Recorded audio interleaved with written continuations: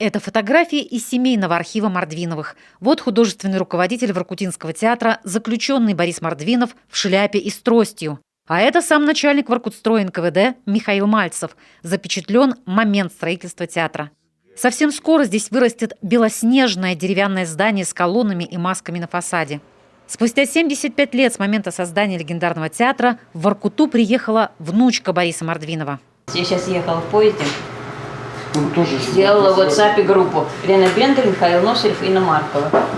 Так что они все следят сейчас. О том, что ее дед невероятно талантлив и до войны был главным режиссером Большого театра, Надежда Мордвинова, конечно, знала. Но только сейчас поняла, каким он был человеком. Поняла, когда познакомилась с Еленой Марковой, воркутинской каторжанкой, женой артиста заключенного. Надежда Мордвинова открыла для себя деда. Сейчас она собирает материал для выставки о Воркутинском театре, который откроется в январе 2019-го в Москве в музее Бахрушина. Рабочее название «Из ада в рай».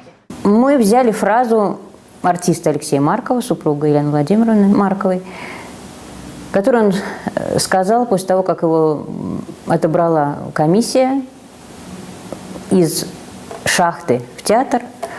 Он написал, что у меня было такое ощущение, что я попал из ада в рай. И вот это «из ада в рай», вот эту фразу мы взяли как рабочую в организации нашей выставки. В архиве Мордвиновых сохранилось только 4 воркутинских фотографии и никаких заметок. ЗК давали подписку о неразглашении. В семье никогда не говорили ни об аресте, ни о том, в каких условиях находились заключенные Воркутлага.